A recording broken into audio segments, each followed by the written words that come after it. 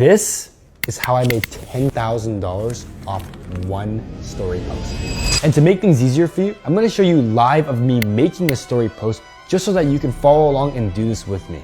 First, we have the 3, which is the amount of people we're targeting. So here's how the beginning of our sentence would start out. I'm looking for 3 people.